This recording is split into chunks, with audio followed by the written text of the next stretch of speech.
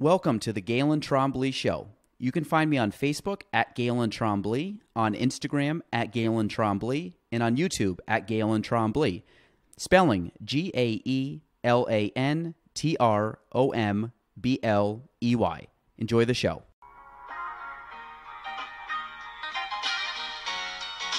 Welcome to the Galen Trombley Show.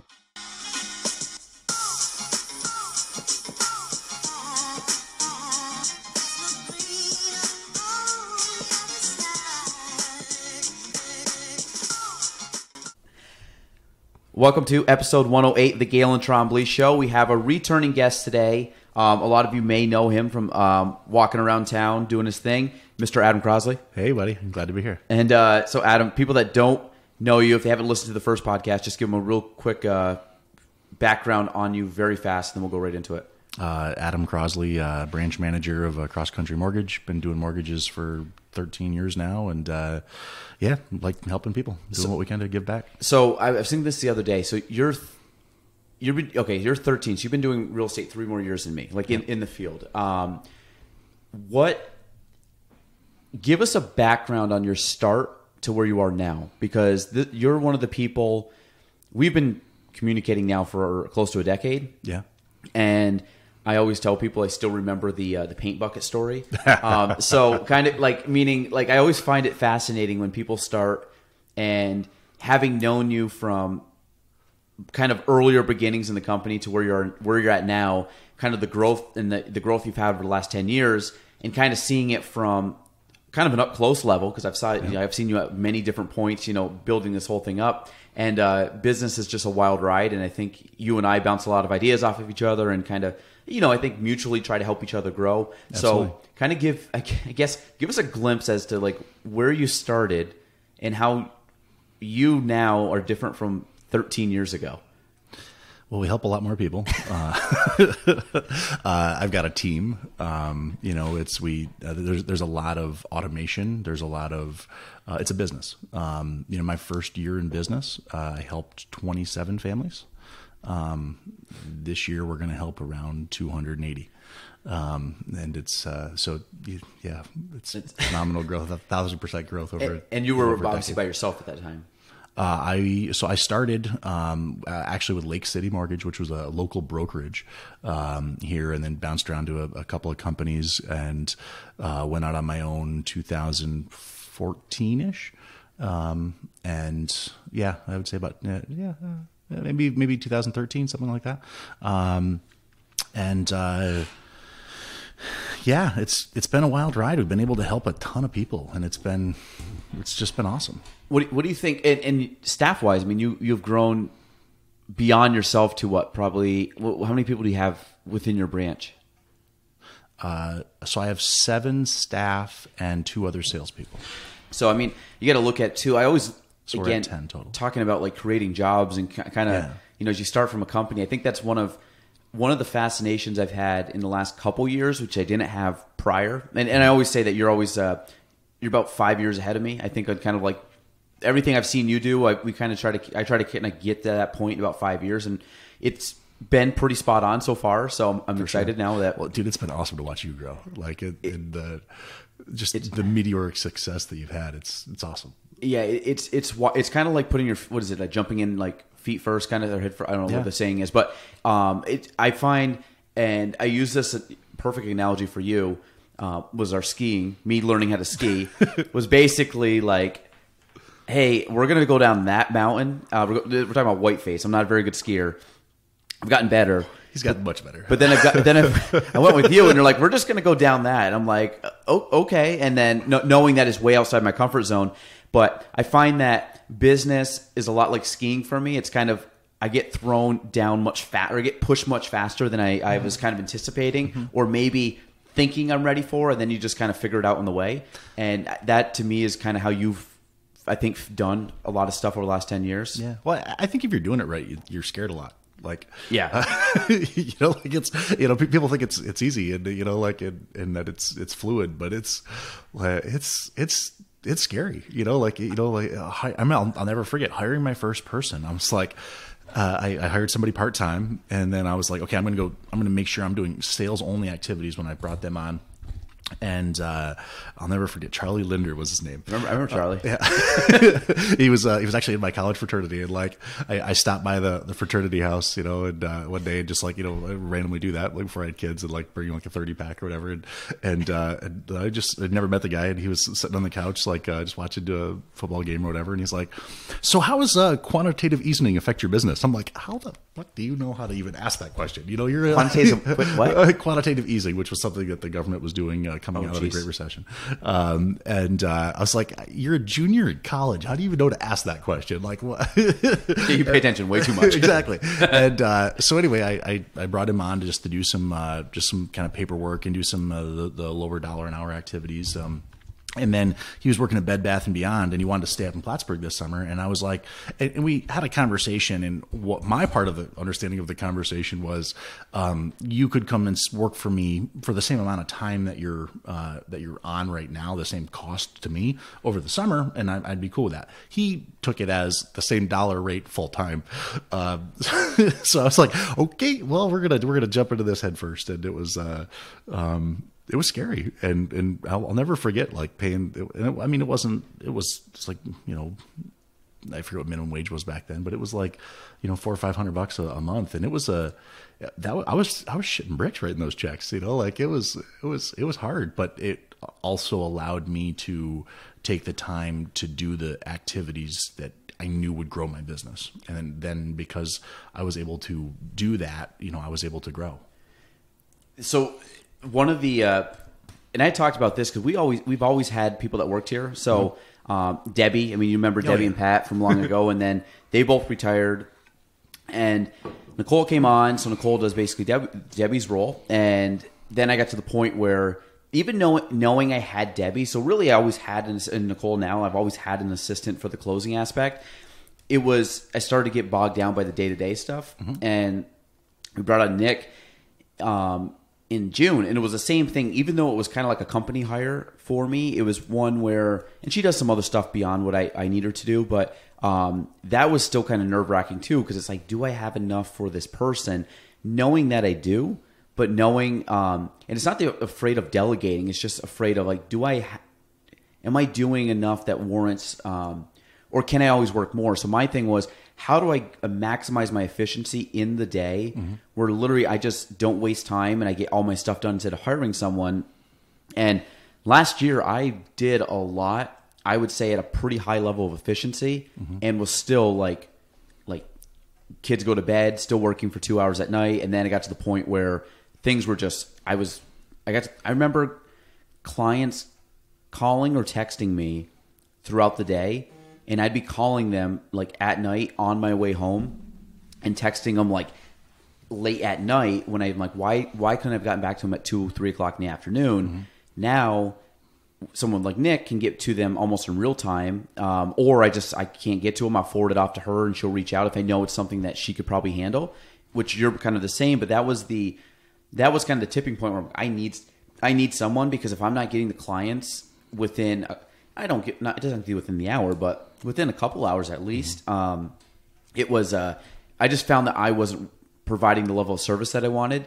And that's when I knew, okay, listen, I got to switch stuff up. So now having 2 people pretty much helping me on stuff that allows me to go out and do either business development, allows me to do just actual sales or, you know, working on stuff on the business that we've talked about. Like, that has been such a huge factor that now I'm to the point where I think it was like you a few years ago. How can I hire more people? And now my mindset switched to like, let's start creating more positions in the company, because I know that bringing that person on will exponentially grow us, even though it's scary and you don't think it's going to happen. I'm still kind of like, I'm now kind of a believer now, which I knew, but I didn't. And now I have a little like real world example, but I already have a couple people in mind position wise that I want to hire over the next probably 2 to 3 years. Cool. So I don't know. I've taken a lot from you watching you do it, but it's like by bringing people on, like you've never, from my understanding, you probably had this once or twice, but I would say you have a pretty good success rate of bringing people on and your business grows. Well, and I think one of the things, and I'll, you know, kind of get into the point where you said you were working at home and doing different things. I remember I pulled you aside a couple of years ago and I was like crying to you. Like, yeah, it was like, don't, you know, make sure you put your family first. You know, I mean, I I've definitely stumbled the wrong way sometimes, you know, like, I mean, I went through a divorce and I went through some things because I put my business in front of my family, and you know, I had an emotional couple of years there, you know, just trying to get back on my feet. And it was really tough, and really learning to priority management, well, not even time management, but priority management is like, you know, my family and my kids are my number one thing, you know, like, and putting that at the top of my plate and fitting business in and around it, you know, because before it was, you know, Larissa didn't work and I was the sole provider, you know, and it was tough, you know. I mean, I had to make that money so that my family could eat, and I took that to an extreme, and it was, you know, I mean, honestly, there wasn't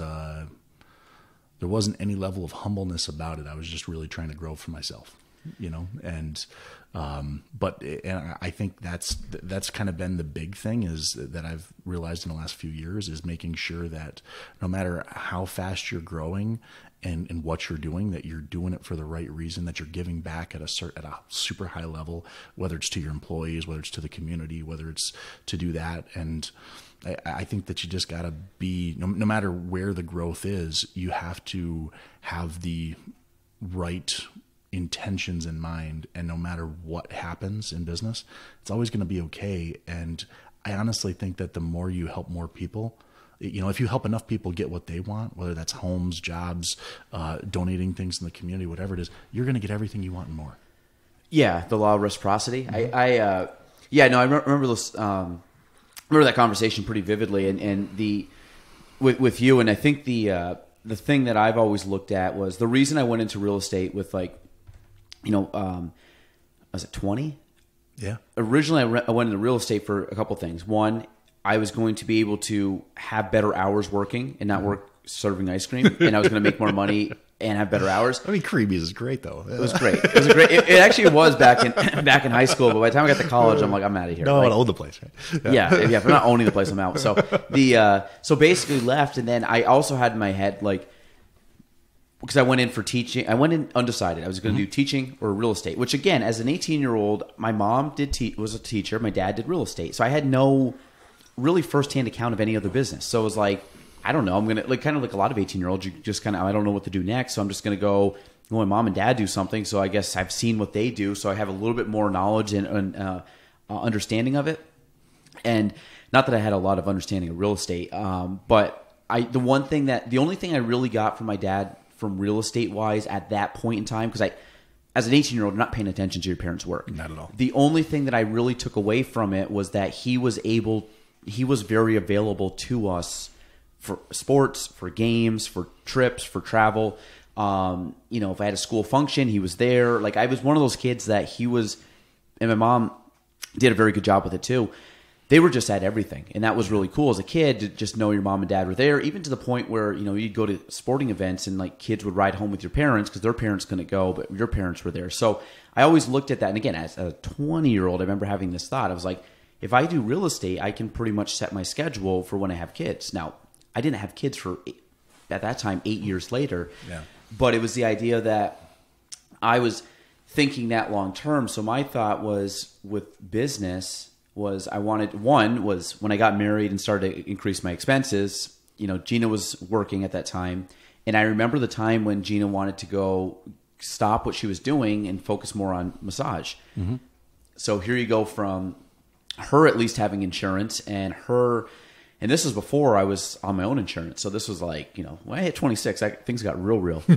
So I ended up having to have insurance. And then she also, right about that time, went full-time to massage. Yeah. So we both were self-employed, both in relatively commission-based jobs. I mean, she does massage, but she still had to get clients. So it wasn't like we weren't guaranteed anything. And I remember those couple years being pretty chaotic. And I that's when I kind of started to, like, really double down my business. And that was like around probably 2015, going into 2016. And I remember really just saying, listen, like, back's against the wall, you got to do it. Because there's some, like, tough months, you know, as anybody, I think, trying to get into real estate would say. And so we ended up getting through that. But the whole purpose was, like, I'm going to bust my ass now because, again, when I have kids, I want to make sure that I'm available to the kids. Absolutely. And now that I'm 5 weeks away from my third, which is crazy to think about. It's just, I've really focused. It's nuts, man. Yeah. The last couple, I know it's wild. Cause again, you knowing me when I was basically like getting out of college. So like, but this whole time I've really had the focus of, I'm going to bust my tail right now with the idea that when my kids come along, I have more free time for them. So it's kind of been a perfect storm. Last year was a little more chaotic, but it was really the one year that I think was hard because I didn't have an assistant, and I was really kind of going like crazy last year. And this year, for some reason, it's going to be better than last year, which is crazy to think, but bringing on an assistant has helped. So I have gotten home earlier most days. My weekends, I think anybody that knows me knows I'm pretty much, I don't do anything on weekends. My Saturday and Sunday mornings, for the most part, is waking up and hanging out with the kids. That's awesome. Like the rest of the day, I really try to keep my weekends as free as possible just to hang out. And a good weekend to me is literally getting home Friday night and leaving Monday morning. I don't think there's a lot of realtors that can say that. I very rarely right now work weekends, and I'm to the point now where I'm paying agents to go do my weekend stuff to give me my free time on. And again, I've done weekends, I've done evenings, I've done all that stuff. But I knew I had to get to a certain point in my career where I would have the basically the freedom to do that. And that was my thing, like bust my tail so then I can, and I'm still going to work hard, but it's one where I want to, as the kids get older, I want to take them for mini vacations. Like I saw this one time, and he takes his son on a mini vacation every year, just him and his son. So what I want to do with each kid, so now I have 3 kids, is each kid I want to take on a weekend vacation, like a long weekend, like a Friday, Saturday, Sunday thing, with each kid once a year, just me and them. And then I also want them to do the same thing with Gina, which means basically each kid gets 2 long weekends a year with mom or dad. And then I would like to do a trip down to Florida where my in-laws stay, my sister lives, and my parents visit once a year, and then also do just a family vacation with just the 5 of us. Very cool. So that's one of my goals is be able to get to the point in a real estate business where I can step away for 2 full weeks a year plus 3 long weekends a year where it's just the family. And that's stuff that I've had in my mind of like, how do I build this up where one, it leverages me, but I also want to build it where people in our office can do the same stuff with like when we redid the commission structure and trying to hire on support for agents. Like I want to get to the point where people can go out and do that, where they don't have to feel like they can't leave their house and like, you got to obviously put the time in. It's not going to happen year 1, but I think we've set up a place where people could easily be doing that within 3 years of starting real estate, which I would say industry that's extremely fast, at least for the real estate industry. Huge, yeah. So like kind of what you had said to me was I've really tried to focus on, and it's tough. I mean, parenting is hard. It's probably the hardest. It's way harder than what I do here.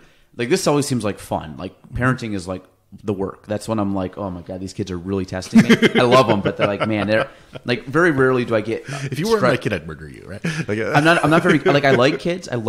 But it's just when you have your own kid, it's different. Yep. Like I love your kids. Your kids are great, but it's just different. Like if I was to hold your kids versus hold my kids, I'm way more comfortable holding my kids in my arms versus your kids.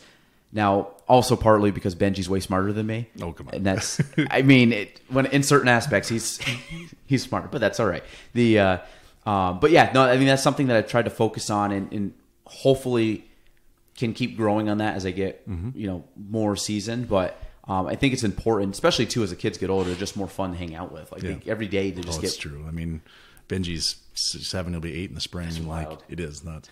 And like he's turned into a cool little dude, and like I give him projects, and he's like, I remember there was one time this summer, I'm like him and Hudson were out, and we're like, where'd the kids go? and I go to the bathroom, and I look out the back, and like there's a bonfire at 10 in the morning in the backyard, and I'm like, what? So I'm like, well, what's going on, boys? And they're like, well, we wanted to help you out, Dad, so we went and got some hand saws. We stoked the fire up from last night, and we're cutting little trees down, and we started a bonfire. We thought you'd be really proud of that. A Crosley bonfire, yeah, which is way different than a bonfire. What is the largest bonfire that you've had? Was it the one where all the fire trucks got called? I've had a couple of those. So I was clearing my land, and my stepdad was an excavator operator, and he just retired.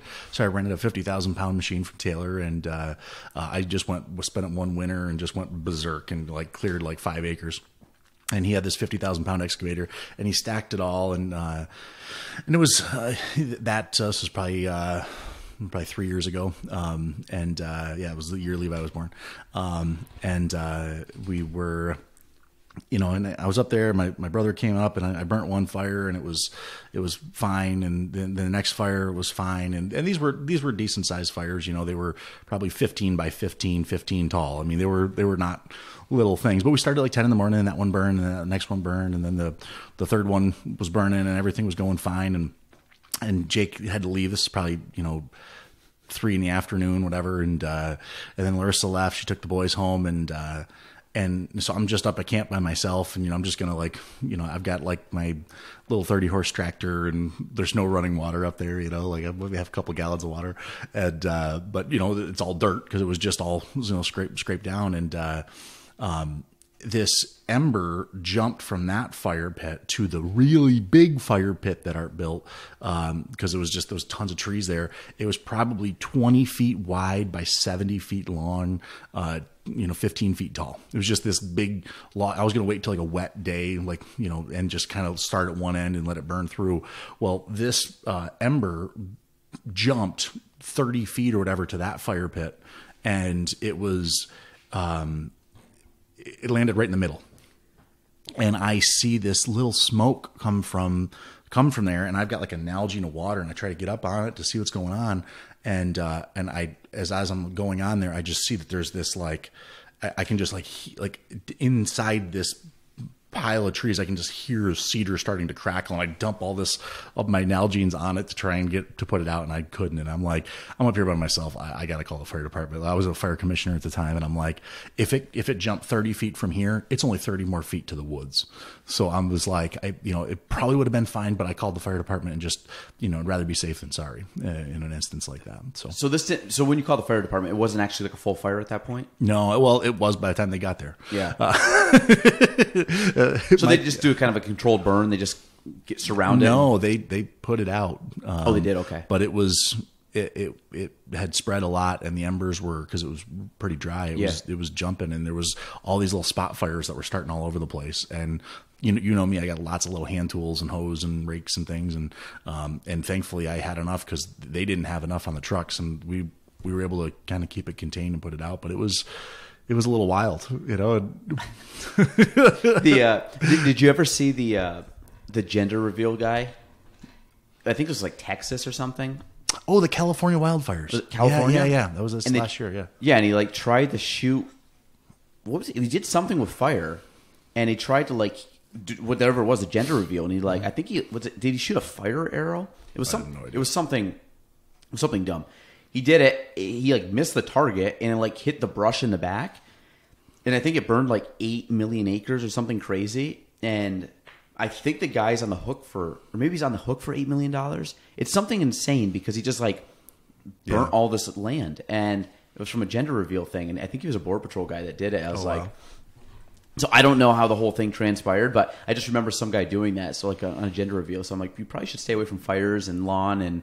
Because I've seen a lot of people do different things with guns or shooting things for gender reveals, and I don't know exactly how this whole thing got pulled off, I guess, but there was fire involved, and obviously it burnt. So, but not scared of fire. You know, I mean, Dad was a firefighter, Grandpa was a firefighter, my brother's a firefighter. I was an interior firefighter, fire commissioner now.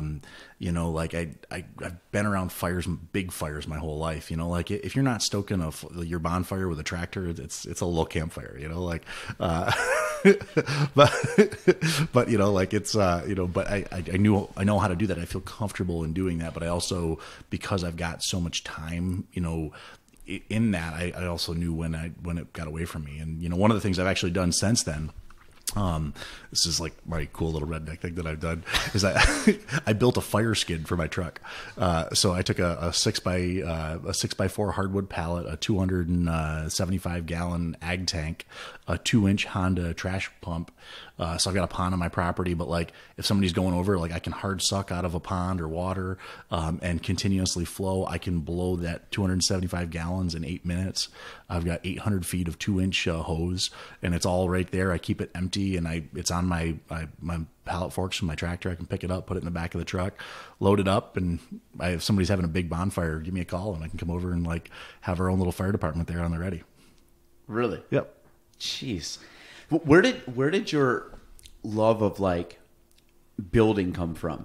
Because I want to say like I think you gave me the quote, if you, what was it? You can't build it, buy it, or don't buy it if you can build it, kind of thing. Yeah.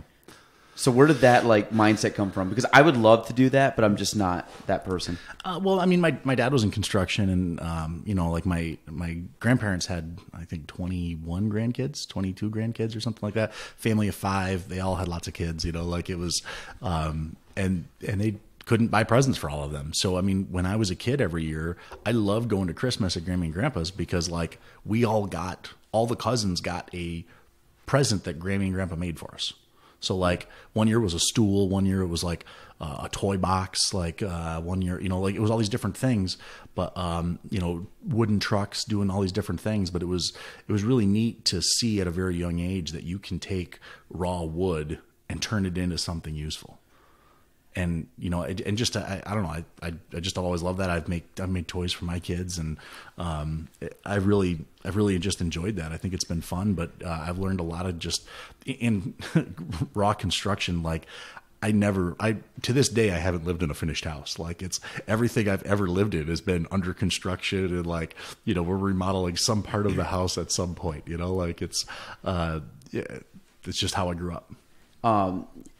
One of the things I've said, I've talked to you about this, but I wish back in high school, like my mom's side of the family, extremely handy. My dad's side, not so much. And my dad just never grew up with it, never taught me. My mom had 2 brothers that are handy. Obviously, the girls in the family didn't really know a lot of stuff. So, like my grandma's brothers are all carpenters. My great-grandfather built the old Chazy School, was the master carpenter. Cool. Yeah, he's got a plaque in the building. Well, from the old building and then brought to the new one. My great-grandfather was, you know, Wes was the last name. So, long line of you know, contracting and stuff. So then I ended up like, now I'm starting to like learn stuff, and I'm to the point now where I would say I'm like a weekend warrior YouTube kind of guy, but there's still a certain point where I'm like a little bit beyond my time. It's probably not so much comprehension, because I could think my way through it, but a lot of times it's like, how much time is this going to take me versus, you know, like, and that's where I always find, like, if I had time, then I'll do it. Like I redid all the outlets in my house, which I know is not a big project, but for me, trying to learn like basic wiring was kind of a cool thing. So now I have a little bit better understanding of how electricity works. But that was during COVID. I had time and I just figured it out. And shout out Paul Deal. I called him a couple times, but Paul Deal. I want to give his name away, but he said if you ever went into construction, he'd be called as cutting corners construction or cutting corners something. So he's kind of one of those guys. Like I was doing it by the book, and he goes, well, you can do it that. He goes, I was talking about the outlet. You know, you're supposed to have the outlet ground on top. Yeah. But like most people don't, because it looks worse. So he goes, a building code guy, yes, would want you to do that. Me, I couldn't stand it. So this is Paul's analogy that like both sides work, but one is probably a little more frowned upon than the other. But So trying to figure that out. I've done like light fixtures. I've done basic stuff around the house, which when I do it, I'm like, even the smallest thing, like putting trim down. I remember one day I had to like finish off this trim, and I had a kind of a matching board downstairs, and I got excited that I like did enough to like cut it and put it in place, and it actually looked halfway decent. Where I'm like, I did that, and I know it's so small, and like that'd be something like you just like walk down like, oh crap, like like last minute thing you would do, and for me.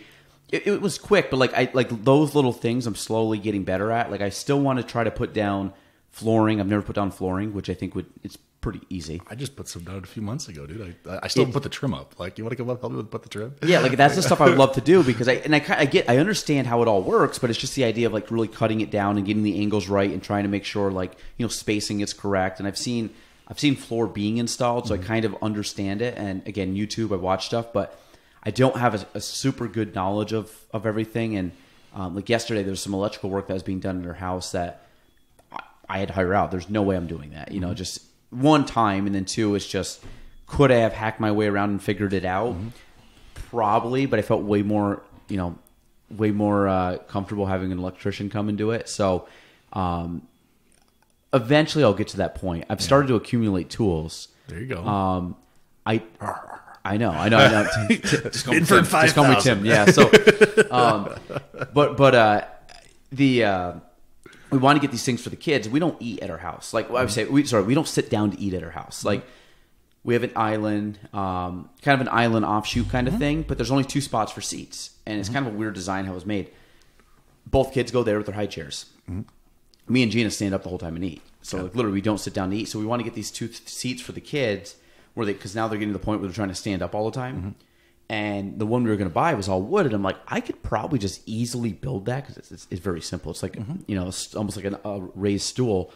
But the problem is it's like a couple things I don't have is I don't have a jigsaw and I don't have a router, which I think, at least for woodworking, I'm assuming those are 2 things you probably want to have in the arsenal.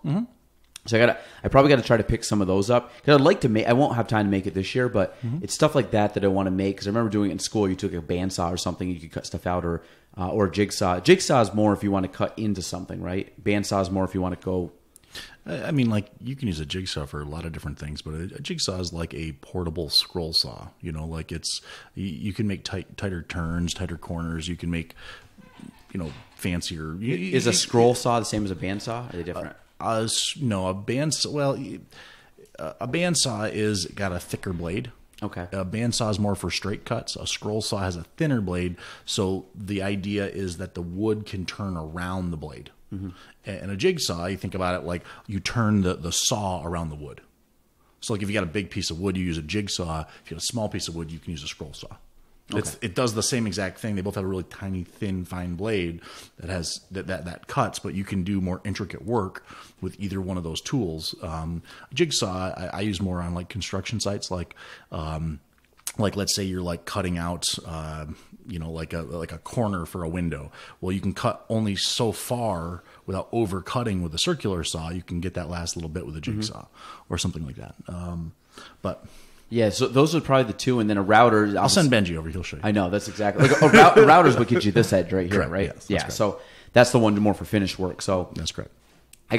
Those are probably the 2 things. Again, I have a better setup now, and I'm getting to the point like I know this sounds like very basic to a lot of people, but I know now how to kind of like just use my saws. I know how to like. I can go you get some time behind him. You get some confidence, and I've done some stuff with you, which actually helps. Where we're kind of one where we do projects and never finish them, which is more my fault. That's my life, and this is why I've actually gotten to a point where on bigger projects I actually hire them out now because my life. I was actually talking to my buddy Jimmy about this the other day. Like my life is full of 85% done projects. Like I'm really really good at starting projects. Like the fire ready set aim. Like let's just do it. We'll start working. But then I have shiny object syndrome, and I start working on something else, and I never get it done. And that's where in business, where I think I've done well, is I've brought assistants on and team members on to help come behind me and finish my projects. That makes okay. I can see that. But in my personal life, that's why I think I got that from my dad too. Like, he's gotten better as he's gotten older, but I'm really good at just starting this and getting it 3/4 the way done, getting it functioning, but not like like the wood's down, the flooring's done in my house, but the trim's not up. You know, So why do you think you stop early on stuff? I don't know. I just get distracted. I get it to a point where it's functioning, or it's Good enough. good enough, but it's, you know, it might not be done. Like I've had a lot of 3/4 of the way finished projects, and coming, like, I get to a stopping point, and then also because we're busy, you know, like, and then I might not get a chance to get back to that project, or it becomes less of a priority, and I've got a lot of 3/4. Do you like finish work? I love finished work. Yeah. Yeah. Because I know some people are just like, we just like the rough, they like the framing, they like the. I honestly prefer doing finish work over everything. But the other thing is, with the finish work, I'm super meticulous about it. Mm-hmm. Like one of the things with the moldings in my house, like I just ordered a router bit, thinking from Amazon, thinking it was the right one. It's not quite right, but I'm trying to match. So the house was built in 1832, and I'm trying to find a router bit that matches the old moldings. So that way I can go get some oak, run it through, and literally once it's painted like the current moldings, you won't be able to tell the difference between the 2020 moldings and the 1832 moldings. It's insane how long wood stays good for. Yeah. I mean, this is 1886. Like, I'm assuming this is the same wood. I doubt this would be any different. Yeah. So you're talking this wood is 150 years old? Well, but think about it. That's from an oak tree, and if you look how tight those grains are, and that's one of the things I've like studied wood and I've done a lot of like really fine woodworking projects, is you think about it, that tree might have been 100 years old when it was cut, and then it had to dry for 5 or 10 years before it was, you know, like it was milled, and then so it might have sat for 5 years before it was actually finalized. So that tree might have been from the 1600s or 1700s. That's wild. And that's common with, like, well, do you have to have wood sit for that long typically? If it's just like raw wood out? Well, it's and I'm by no means an expert in lumber, but I think it's like the roundness of a log. So if the log's 2 feet thick, I think it takes, if it's 24 inches thick, I think it takes 2 years for that to cure. Wow. Okay. So if it's like 3 feet, they can take 3 years, etc. Wow. All right. Yeah. I mean, completely get dry where it's, you know, it's millable and everything, etc. So you can mill those boards, but you want to stack them, and, you know. Yeah. So this was 1886. That means, yeah, the tree was, wow. And it's oak. You can tell it's oak. So, and you look how tight the grains are on it. And each one of those grains is a year. You know, a year of growth in that tree. Yeah, because this is, in theory, is one big piece. It's just been. It's a log, and then they milled the log into individual boards. And they just routed it down. And then, yeah. How did they have a router back then? 1800s. They had routers in 1800s. Really? Yeah. What did they run it? I mean, dumb question, but what did they run it off of? They have like just, will you just roll it, or I mean press it, or? No, they had generators. They're not generators. They're different. They had electricity. There's this steam power. I mean, like, yeah. Well, you can use a steam powder, but there's what do you call it? Like the old farms have them. So I went to this. I bought this Amish shed last year, right? And like from the Amish, the real Amish out west. Okay. From the real Amish down south in Westport. Davis Road in Westport. Really? Yeah. Just outside of Reber, big town. One road. I know about Reber. Anyway, so I was just out putzing around, and I see this Amish guy, and I pop out, and then and I got Benji and Levi with me, and I start talking to this guy, and I one of my passions is I fix up old tools. I love sharpening old steel. I love just bringing old things back to life. Anyway, so I just start. I probably talked with this guy for Sam for, I don't know, maybe 3-4 hours. And then Benji and Levi just start hanging out with his sons, and his son, you know, and my kids work, but they don't work like these guys. And like these guys are putting barns up. These kids. Well, yeah. I mean, and there's a army of little men running around, and they're basically what Dad's got them doing is he's got a big bonfire next to this rock the size of a Volkswagen Bug, you know, like, and the kids are just taking sledgehammers, and they're heating the rock up and beating it to fraction off little, you know, chunks that they can physically move themselves so that they can go put it on the stone wall. And like they're taking this boulder and these like, as I'm like talking to this, my kids are out playing with these kids and they're literally destroying this rock, but with fire and sledgehammers. And I'm like, this is like, you know, like this is, it's just awesome. And I'm talking to this guy, but, his whole, he had this beautiful finish work wood shop. So he does the rough cut stuff, but he also has this beautiful finish work wood shop where he's got routers and table saws, and it's all it's not gas powered. It's like there's this type of machine where it basically uses a flywheel. Okay. So once you get the flywheel rolling, and then there's different pulleys that are off this machine in the basement that run up. And like there's this chain that runs up to that with a drive a shaft that goes to the route to like the bandsaw and to the table saw and to the router table that basically spins it, and it's all geared right. So all you got to do, but the crazy thing is when you turn that machine on, all the blades start spinning in the whole building.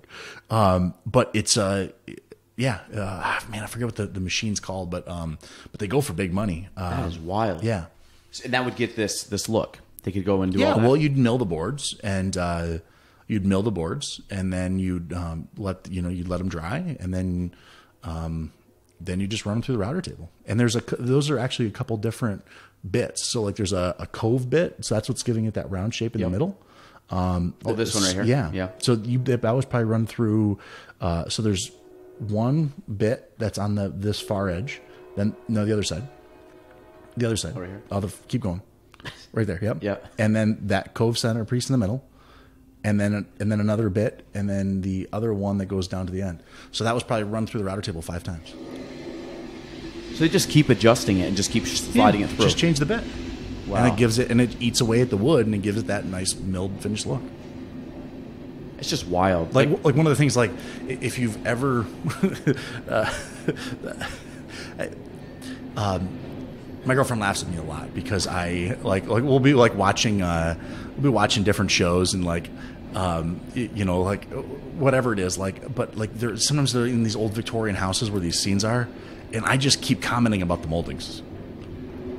Like, I'm not paying attention at all to what the story is. I'm like, do you see how those moldings are? Like, look at all those moldings. Like, look how they finish that. Like, it's. I love old moldings. I have a better appreciation when I go into houses and stuff, and you start seeing different. Wood one fascinates me because I'm not having a little bit of knowledge now, but not great, but just like understanding like the process of it and like how hard it is to get like raw wood. Actually, I got to finish our. Me and Ryan were working on a project a year ago, Lee, and we haven't finished yet. Is that your conference table? Yeah, I got to get back together on that. But just seeing that process of like grabbing just rough cut walnut and just stripping it all, or what's that called? Planing it down and going through and just like getting it to the point where we can use it. And it's just amazing how good the wood looks after just running it a few times and just getting all the rough off of it and it's like so pretty when it's done. It just has like this natural shine to it. I don't know. It's really cool. I think doing woodworking would be fun. I always find of like things that I can do where I can just check out. I think that's and I think that's why you do it. Is my guess is that it's just kind of mindless where you can just put music on and just go and listen, or a podcast or whatever. But you're not on your phone. You're not tied to like I got to do something, and just like.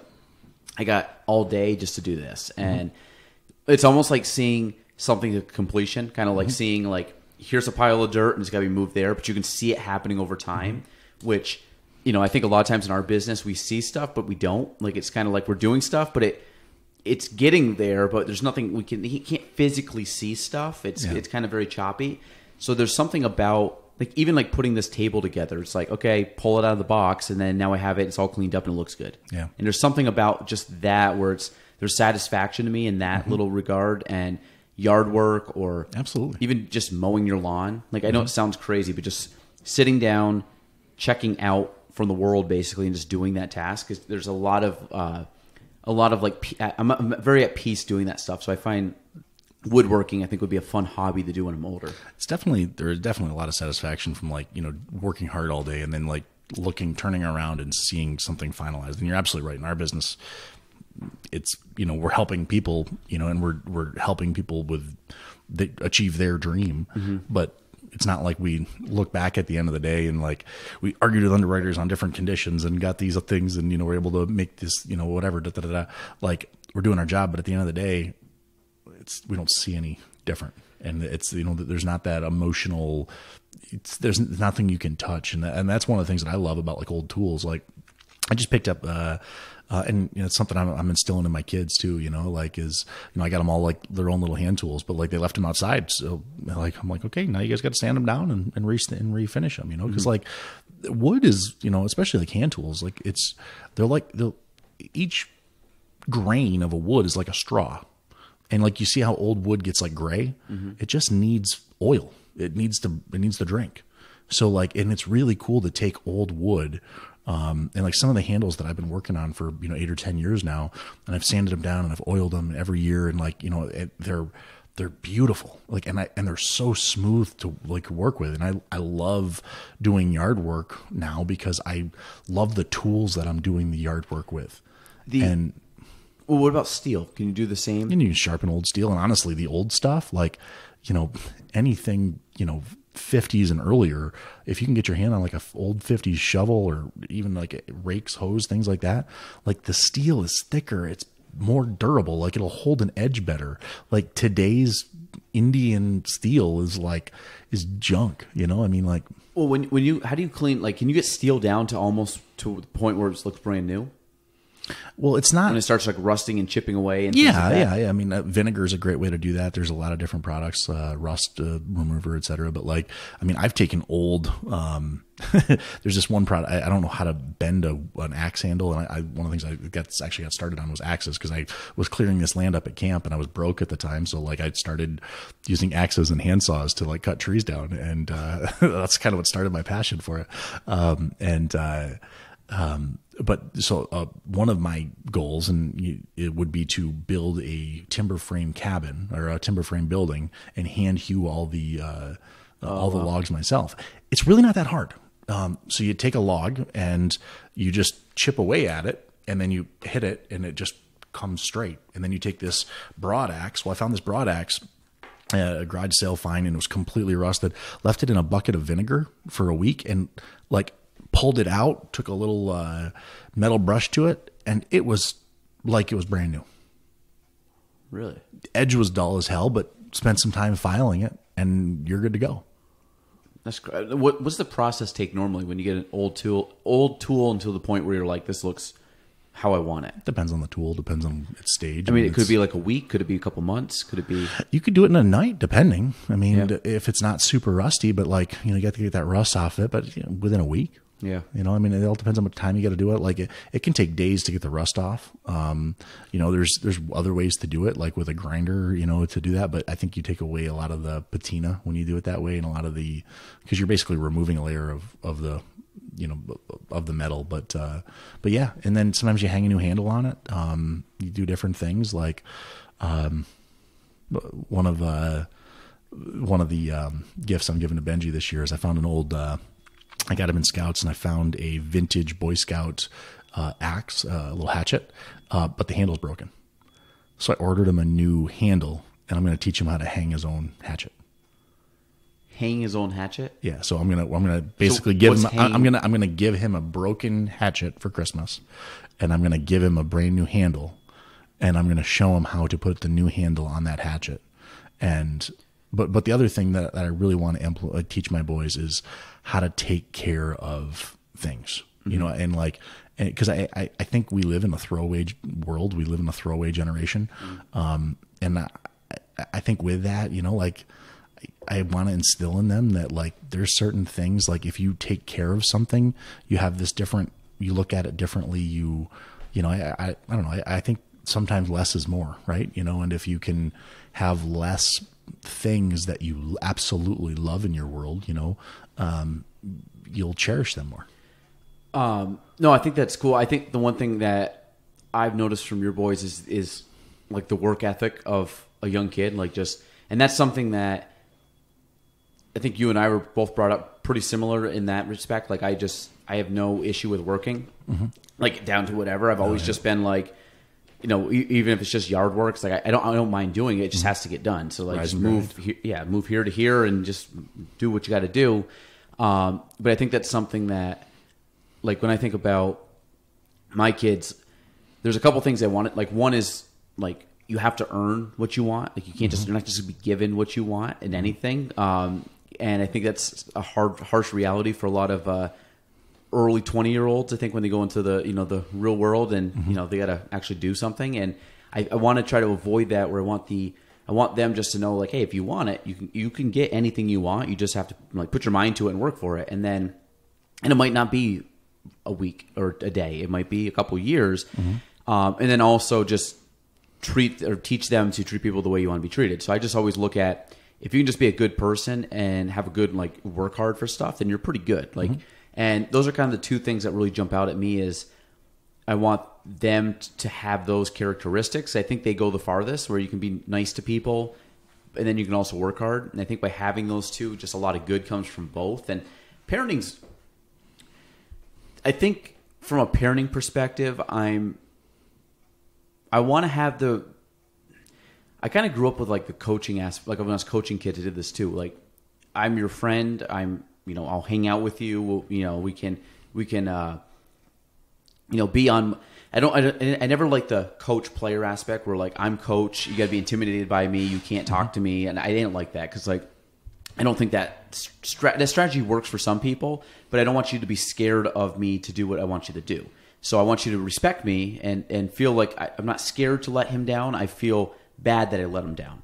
So I always was the standpoint of, when I was coaching, I want to be, accessible to the kids. I want to have a connection with the kids. I want to be friendly with the kids. I want to be in a position where they don't feel intimidated coming up to me or joking around with me or whatever.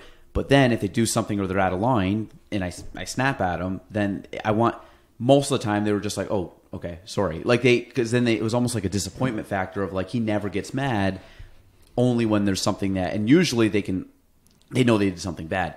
And I find that's kind of how I do it with the kids, is that I don't want the kids to be afraid of dad. I don't want the kids to be like intimidated by dad or worried like if I do something, I'm gonna piss dad off or whatever. And I think that's like an old school mentality where I won't be like a pushover because and even the other day, Crew was doing something, and I'm big on giving them hugs and kisses and hanging out with them and just like my little buddy. But like they did something and I like snapped at him like, no, Crew, you can't. And like I could see him like he got kind of upset and he kind of like put his head down and he knew he did something wrong because I very rarely snap at him like that. And again like not like.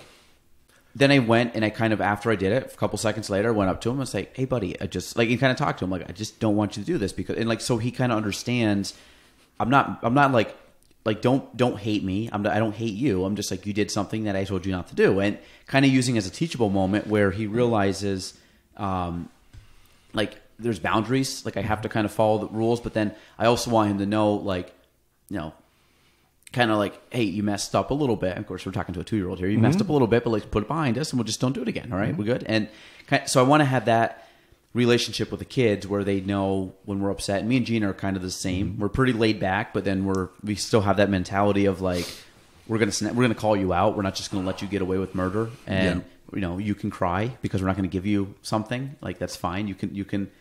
It might be hell for us for 20 minutes, but we can let you whine and you'll get over it. So. Exactly. I don't know. Parenting is,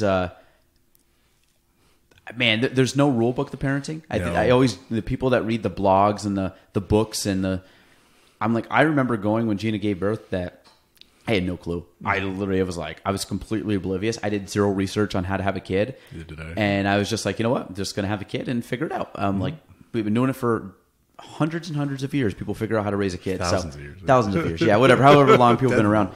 And I found that's been the best thing is I just like roll with the punches and just figure it out because common sense goes a long ways with parenting. Yep. I yelled at Levi last week. So I'm putting the lights up on the house. I'm up on the roof, and I'm up on the porch roof there, and putting the lights up. And I see something in the corner of my eye. Levi is 15 feet up on the top rung of the ladder. wanting to get up on the roof to help me. And I just turned around and you get down right now.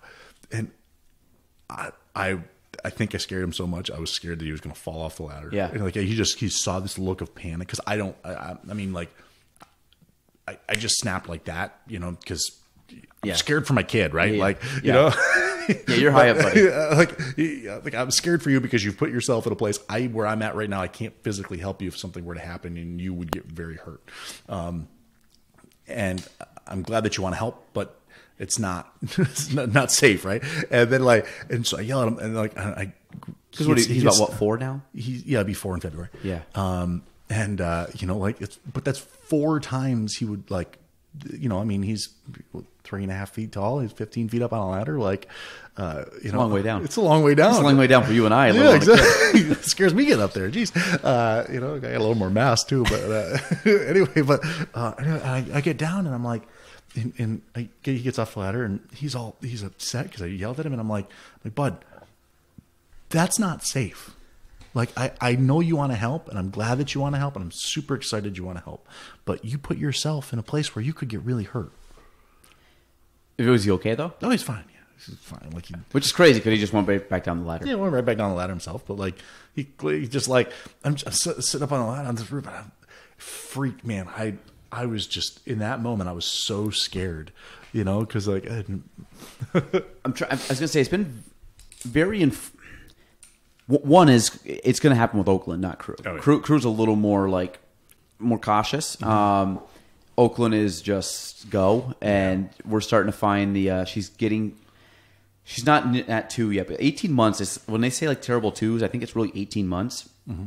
And then that's kind of when both kids had started kind of getting a little more wild and crazy, and so she's getting a little more crazy right now. But her personality's coming out, so you kind of take the good with the bad, meaning she's. Whatever she's doing personality-wise is far outweighs the little hellion that she can be. But mm-hmm. And then Crew's usually just pretty mild-mannered, except when she's around. Then we start getting the sibling fights and more one-sided. But it's pretty wild. So in regards to kind of swinging back more to business, were you from a goal setting? You're a goal setting guy, I know that. But you know what is some stuff that you're looking at? You've built a company up 13 years from start to where you are now.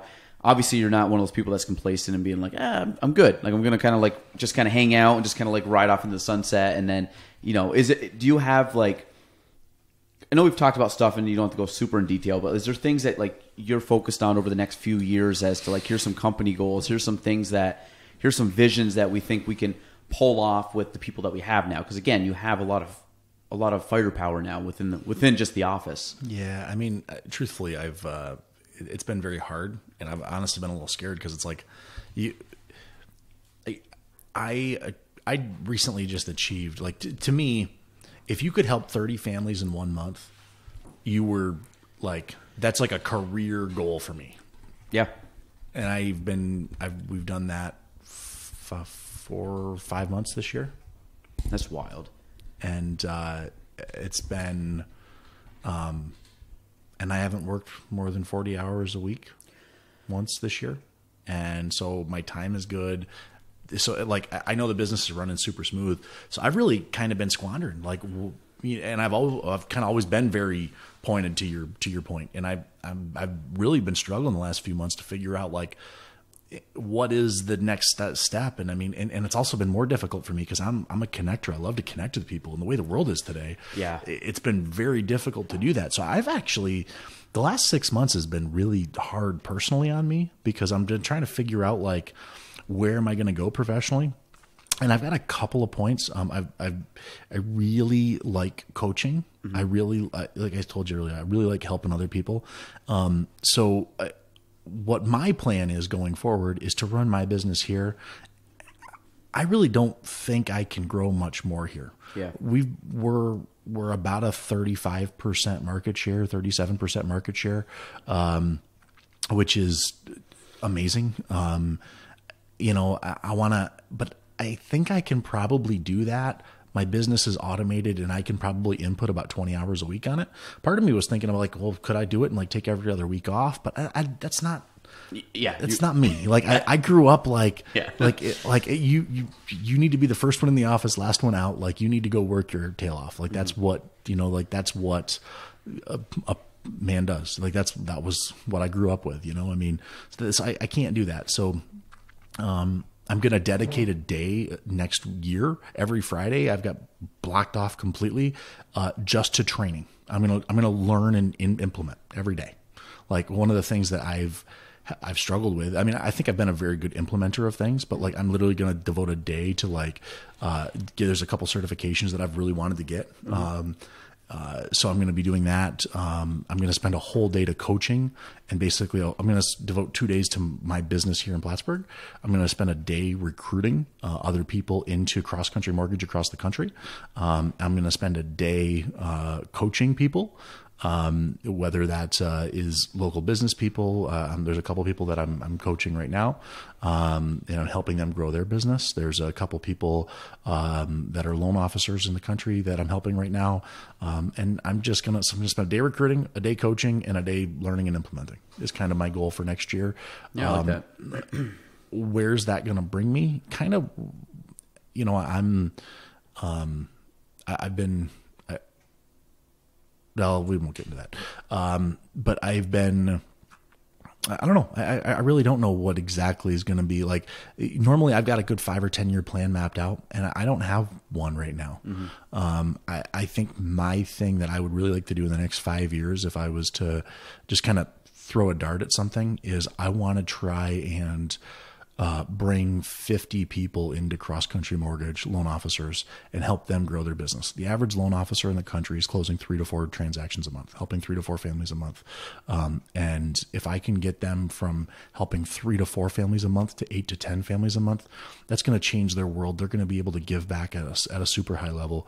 I've been able to give back, and I set some crazy goals for myself this year. Just different things. Like one of my goals was to give away $30,000. And I just hit that last week. Nice. So I'm super, like that was a moonshot goal for me. Yeah. And I was able to do that.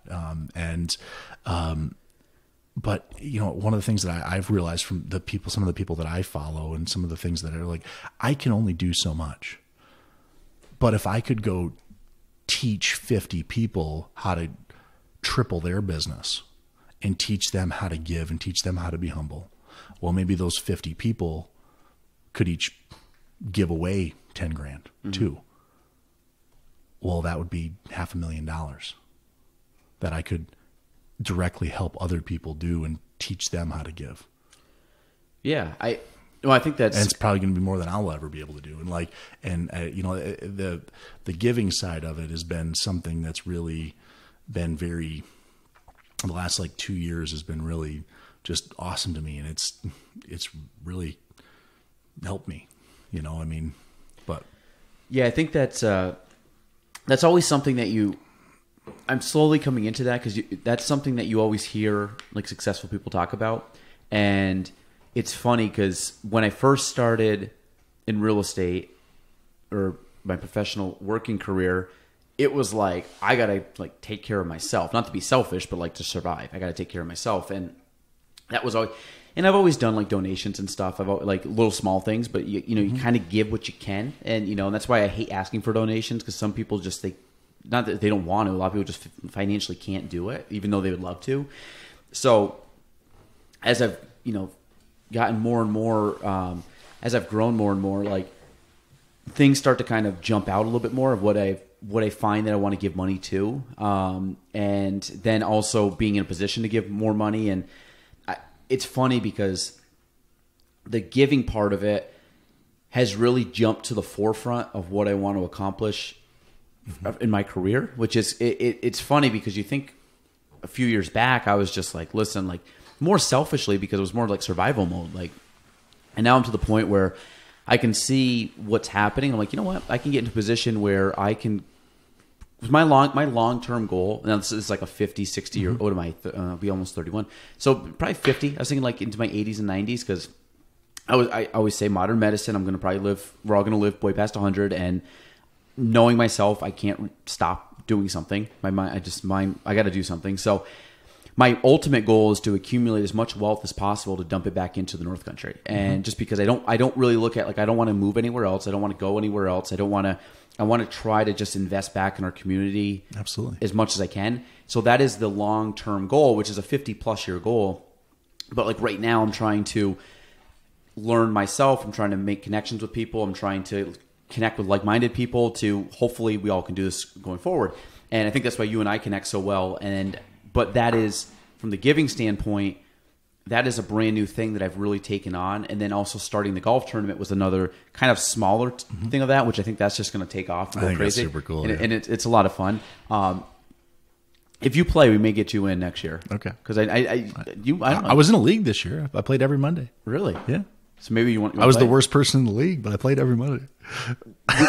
We had some not very good golfers that played. It's a very inclusive event. The handicaps work out amazing. Basically, if you're a fun person and like want to have a beer and hang out, then you'll be fine. You check the boxes. So I want to show you this. So I've carried this around with me for years. Oh, you've had this for a while. So that was a coin that I got from an old coaching group I was with, and on the front of it, it says "Make, Save, and Give." And I think that there's a lot to that. You have to be able to. There's a hierarchy, you know, Maslow's hierarchy of needs. You have to make money first, right? Before you can save it, before you can do it, you actually have to earn cash. And then from that, then you can start to save it. You can pay off debt. You can do those things. But then once you start to save some money and do it, the coolest thing that you can do with money is give it away. Like, that's my absolute, like, like when I can help other people, when I knew that, like, honestly, that's like one of my, there's no way I could even fathom it, but like a 10-year goal for me, like, I'm 35 right now. If I'm 45, if I could give away $100,000, like, I can't, what would I have to do in my business to be able to do that? You know, how many families would I need to help in order to be able to do that? And like you can only make so much as a driving force. And then it was it's the giving that drives me now. Like, I know that if I don't, I could probably work 20 hours a week, and with where I'm at, I'd be automated enough where I could be fine. But, and that's really hard for me to be okay with, because I came from a family of grinders, you know, like, and it's something that I've really struggled with emotionally, is that it's okay to do okay. It's okay to be well off. But I think the giving portion of it is the part that I'm just the most excited about. Like I think about how many other people I can bless, how many other people that I can help feed, how many other, you can do certain time things. Like, I love giving back to the fire department. I'm a den leader in the Boys Cub Scouts.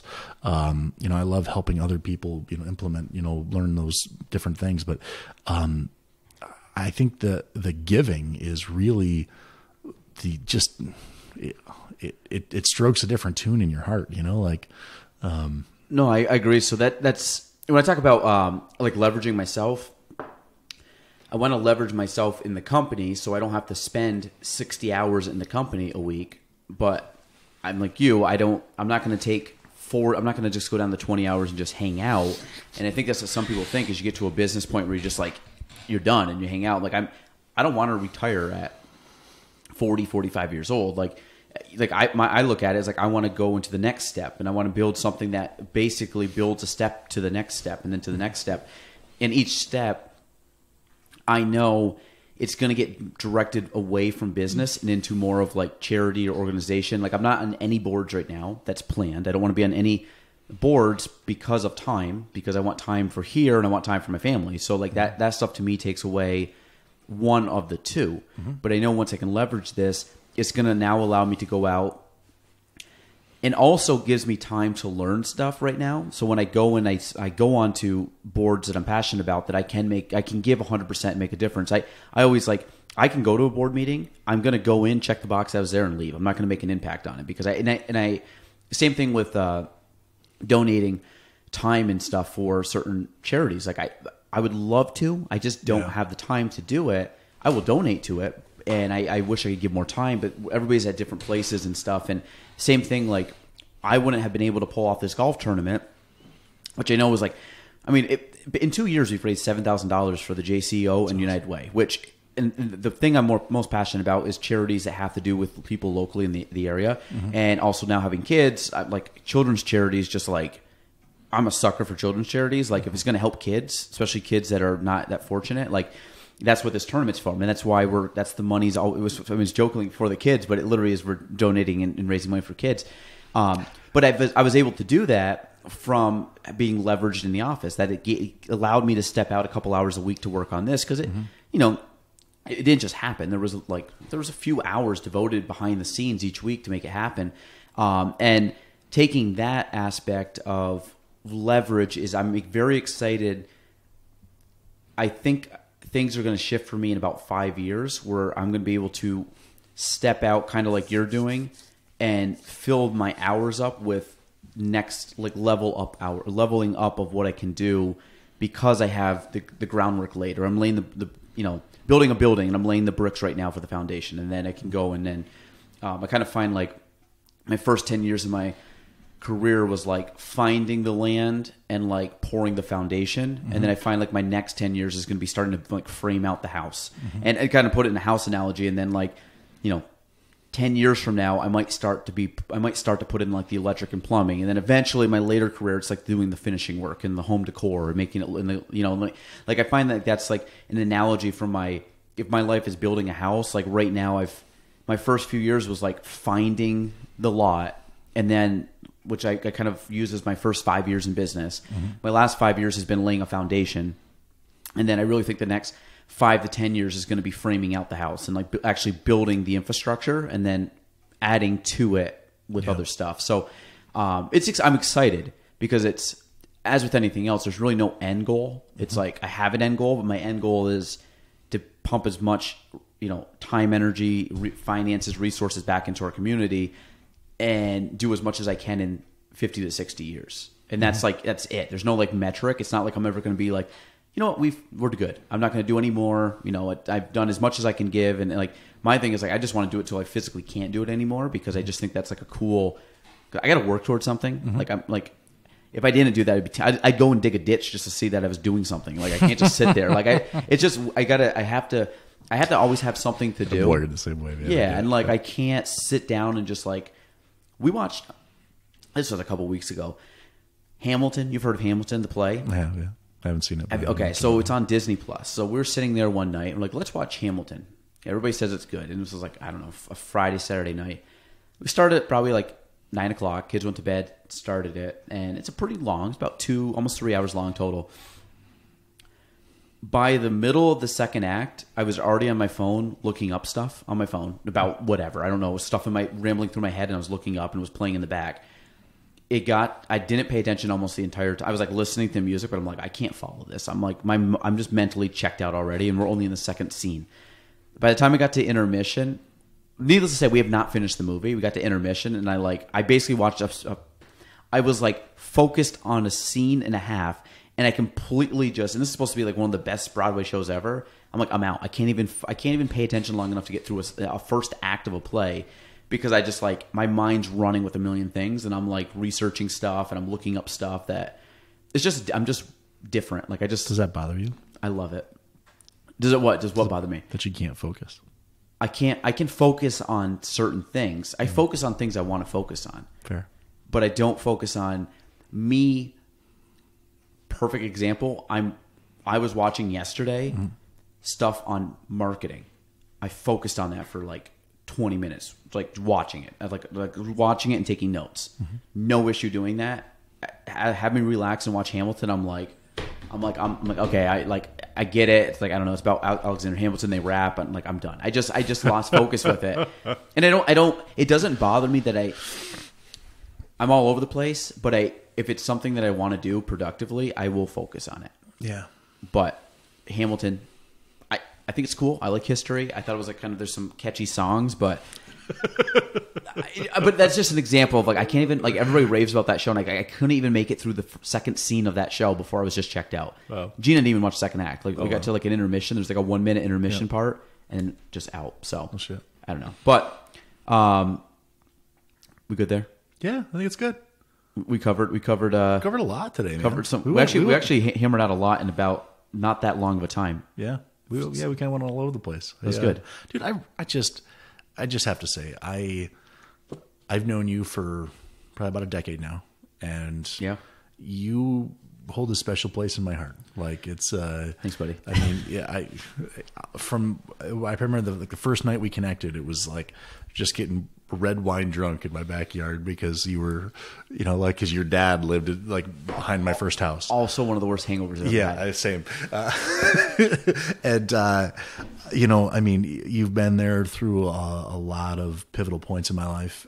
We've been kind of rapping, every other week about our businesses for the last decade, and just to see you grow as a man, to see you grow as a father and as a husband, and in business as well. It's remarkable, man. And I'm just so glad to have been a part of your journey. Yeah, I appreciate that. It's been a wild 10 years. Dude. And again, I don't think it's gonna strap in, man. I was gonna say, I think for both of us, we're just like we're just ramping, like we're slowly ramping up, we're accelerating. So, but yeah, like I said, you meet people for 10 years ago to meet you and still see you as much as I see you back then. Like we've never lost touch over 10 years. Like I mean, I don't very consistently too. You and I have been more business friends than, I mean, we've had obviously a personal friendship as well, but like, I would definitely say like we do more business together than we, do like more personal friend things. You've never been over for Thanksgiving dinner, that type of thing, but like even of those friends that are in my life, like, I don't know if I've had anybody. There's only a handful of people that have been consistently in my life through thick and thin, and no matter what's happening, you've always been there, brother, and I really appreciate that. No, same. Cool. It'll be fun. I'm ready for it's been a good 10 years, but I think I think we'll be seeing each other for a wild 20. I was going to say, it'll be a hell of an anniversary. So, well, if anybody needs to find you or your team, how do they get a hold of you? My website, adamapproves.com. You can give us a call, 324-5080, 324-5080. But yeah, drop me a line if you're interested in growing your business, if you're interested in talking about mortgages. I do that, but like one of my things that I love to do is just talk business with other people, and I think that's why Galen and I have become such good friends, because we've been able to really critique each other honestly about our businesses. And to me, business is it's a fun sport, and it's I love it. I love the mundane of good business. Have you ever read the book The Sport of Business by Mark Cuban? No. Oh, it's good. Cuban. Nice. It's I listened to the audiobook, very quick. It's probably only a few hours long, but cool, I'll check it out. It's a good one. It puts a lot of things in perspective from like if you have a sports background. So that is it. Episode 108 with Adam Crosley. Thanks. Thanks for listening to the Galen Trombley Show. If you want to reach me, you can go on Facebook at Galen Trombley, on Instagram at Galen Trombley, and on YouTube at Galen Trombley. The spelling, GaelanTrombley.